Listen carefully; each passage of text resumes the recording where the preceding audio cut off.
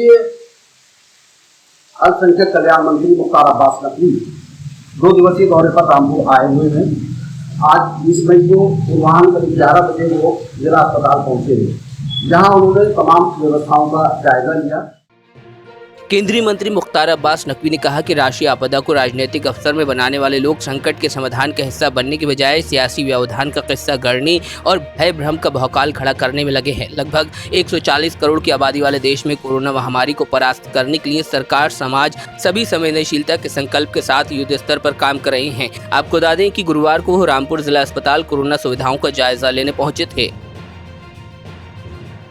समाज भी, सरकार भी पूरे संकल्प के साथ, संवेदनशीलता के साथ काम कर रहा है।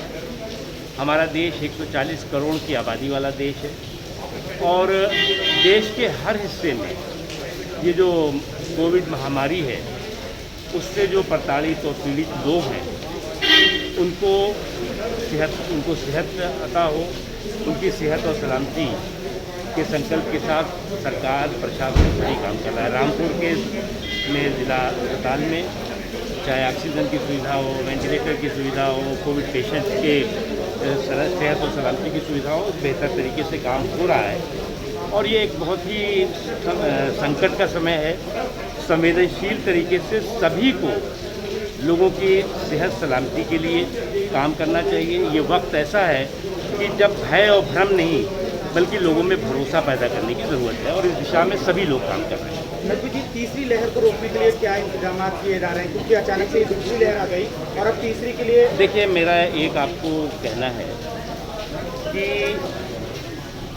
आज जो है जो दूसरी लहर है वो एक तरह से जिस तरह से हमारे मेडिकल स्टाफ ने, सरकार ने, समाज ने मजबूती के साथ काम किया है, वो काफ़ी हद तक कमज़ोर हुई है और लोगों को जो है वो सुविधाएं, संसाधन भरपूर यहाँ उपलब्ध हो रहे हैं, मुहैया हो रहे हैं। ऑक्सीजन की एक शुरुआती दौर से जो दिक्कतें थी वो उसका जो है वो समाधान हुआ है।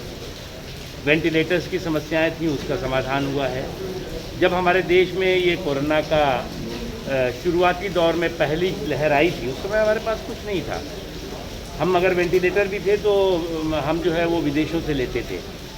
वैक्सीन हमारे पास बिल्कुल नहीं थी। वैक्सीन हमने दो मेड इन इंडिया वैक्सीन बनाई, जिसका नतीजा है कि आज करोड़ों लोगों को वैक्सीन लग चुकी है और लगातार हर दिन वैक्सीनेशन हो रहा है और करोड़ों लोगों का वैक्सीनेशन हो रहा है। उसके साथ ही साथ जो है वो ऑक्सीजन की, आपने जैसा कहा, ऑक्सीजन की जो समस्या थी उसका समाधान हुआ है। वैक्सीनेशन के दृष्टि से शुरुआती दौर में जो एज बार रखा गया, उसके बाद अब जो है वो नीचे 18+ की भी वैक्सीनेशन बहुत बड़ी तादाद में हो रहा है और मुझे लगता है कि बहुत जल्द ही जब हम 140 करोड़ के देश की बात करते हैं तो 140 करोड़ के देश में जल्द से जल्द वैक्सीनेशन लगभग सभी को हो जाए, इस दिशा में काम हो रहा है और हमारे देश को किसी और देश से मुकाबला किया नहीं जा सकता। हमारा देश 140 करोड़ का देश है। जिन देशों का मुकाबला किया जा रहा है, कोई 5 करोड़ का, कोई 6 करोड़ का, कोई 20 करोड़ का, कोई 25 करोड़ का देश है।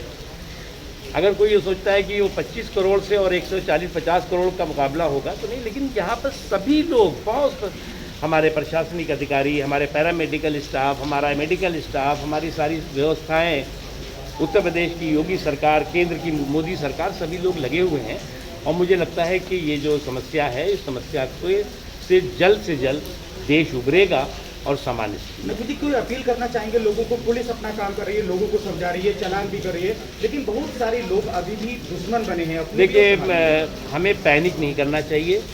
प्रिकॉशन और प्रिवेंशन ज़रूरी है। हमें किसी भी तरह से भय की ज़रूरत नहीं है, लेकिन सावधानी और संयम बहुत ज़रूरी है और यही सावधानी और संयम इस कोरोना के कहर को, इस आपदा को परास्त करेगा और हम इसी संयम और सावधानी से परास्त कर भी रहे हैं। कैमरामैन सुभाष के साथ रामपुर से अमृत विचार के लिए मैं सुनील देव।